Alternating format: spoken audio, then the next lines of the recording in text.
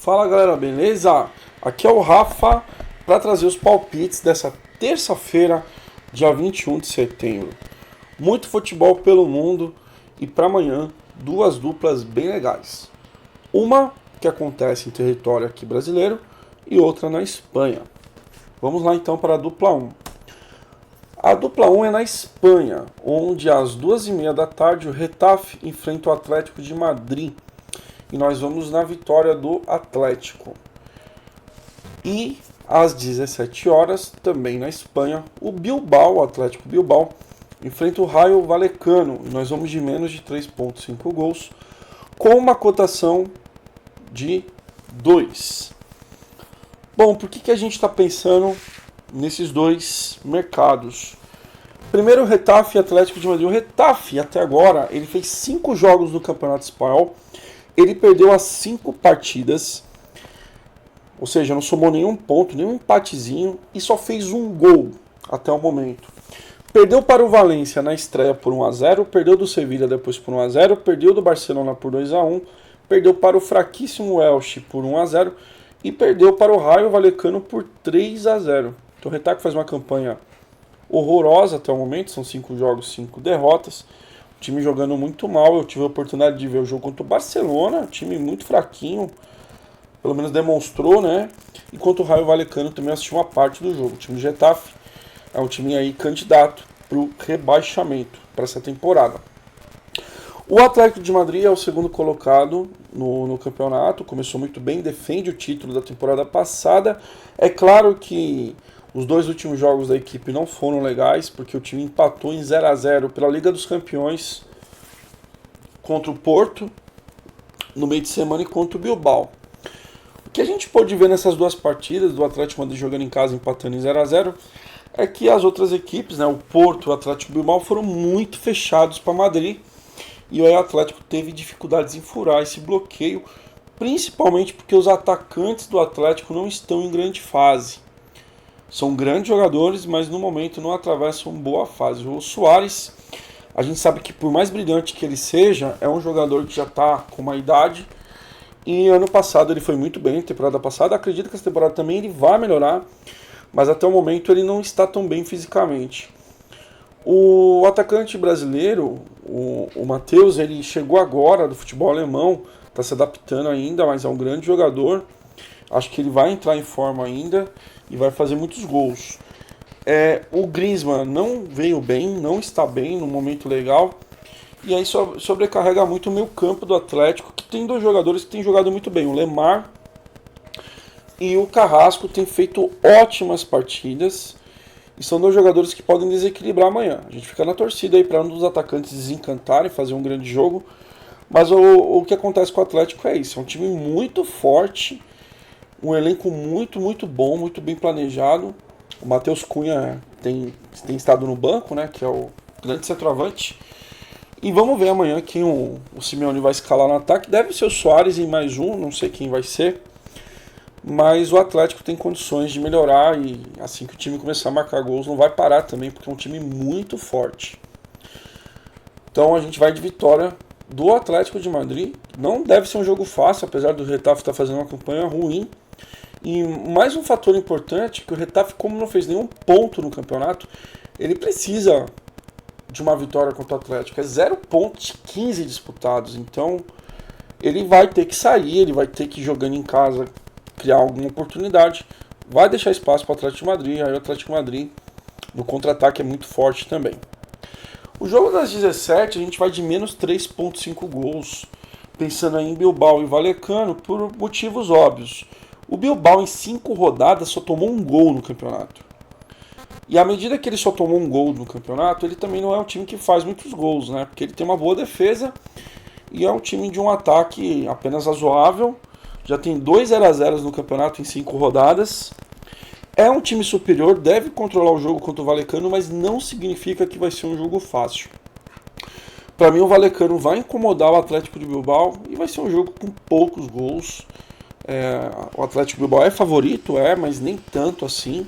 E o Vallecano deve dar algum trabalho, dificultando aí que o Atlético Bilbao faça muitos gols. O Rayo Vallecano, dos seus 5 jogos até agora, só um deles passou de 3 gols.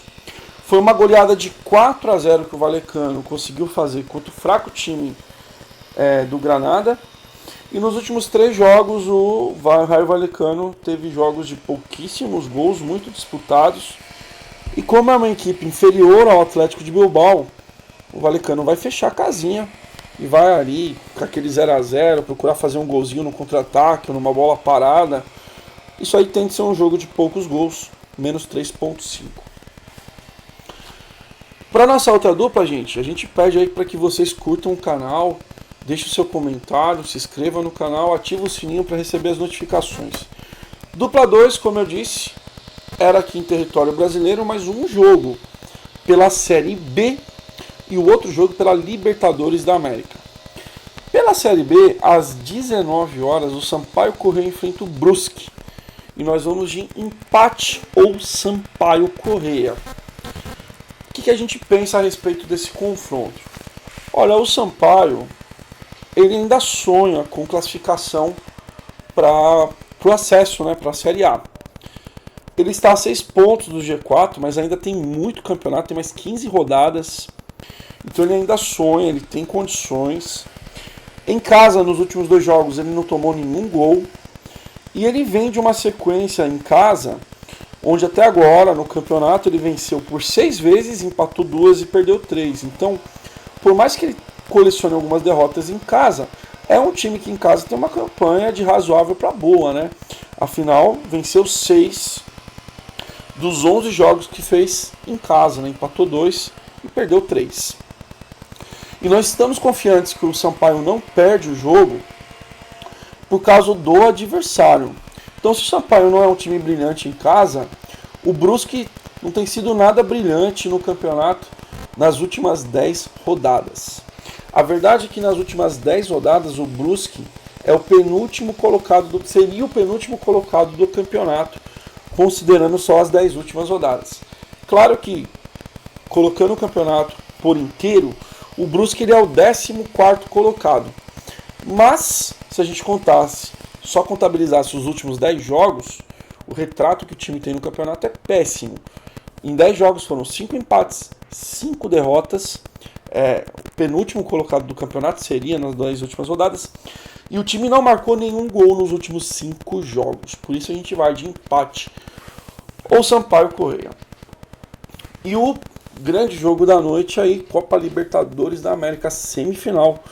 O Palmeiras enfrenta o Atlético Mineiro. Palmeiras, atual campeão, o Atlético aí tentando chegar a mais uma final de Libertadores. Nós vamos de empate ou Atlético Mineiro, que está dando uma cotação de 2.1. Por que a gente não está acreditando tanto no Palmeiras? Primeiro, é um jogo equilibradíssimo, pode acontecer qualquer coisa, mas o Palmeiras não vive uma grande fase. É claro que o Palmeiras está na semifinal, eliminou adversários tradicionais, mas o futebol que o Palmeiras tem jogado, se perguntar para o torcedor do Palmeiras, ele não deve estar tão empolgado com o time. O time do Palmeiras nos últimos jogos em casa decepcionou muito. Em 3 oportunidades. O time enfrentou o Flamengo num jogo importantíssimo do Brasileiro há 2 semanas. Há uma semana, né? E o jogo era muito importante. O Flamengo foi lá, venceu por 3-1 aqui no Allianz Parque. O Flamengo fez o que quis com o Palmeiras. Antes disso, o Cuiabá veio aqui e venceu o Palmeiras por 2-0, o time titular do Palmeiras. E antes do Cuiabá, o Fortaleza também veio aqui e ganhou do Palmeiras de 3-2. O time não tem feito bons jogos. Na minha opinião, não é problema de elenco, problema de jogador. Para mim é o modo em que o treinador Abel escala o time e projeta o time para os seus jogos. O Palmeiras, quando joga esperando o adversário, tem ido muito melhor do que quando agride, quando tem que agredir o adversário. E amanhã ele tem que agredir, porque o Atlético Mineiro, um empate seria ótimo aqui em São Paulo, sem problema algum. O Palmeiras precisa do resultado e vai ter muitas dificuldades de atacar o Atlético, principalmente porque o Atlético vem numa sequência muito boa, em que a equipe tem tomado pouquíssimos gols. O Atlético Mineiro nos últimos 21 jogos só perdeu uma partida. E essa partida que o Atlético perdeu foi na Copa do Brasil para o Bahia por 2-1, uma partida que o Atlético podia perder, porque havia vencido o primeiro jogo em Minas por uma vantagem muito grande. Então o Atlético ele deu o luxo de perder esse jogo. O time do Galo tem um aproveitamento de 75% no Campeonato Brasileiro. Está nadando aí de braçadas largas para ser campeão brasileiro. Apesar de estar cedo ainda, tem muitas rodadas, mas o comportamento que o time tem tido é de campeão. E cada vez mais jogadores importantes chegando. O Diego Costa chegou recentemente, já marcou 2 gols no Campeonato Brasileiro. Vem entrando aí no segundo tempo. O jogo passado ele iniciou a partida. E o fato é que ele, estando bem, estando fisicamente bem, vai ser muito difícil para o Atlético Mineiro.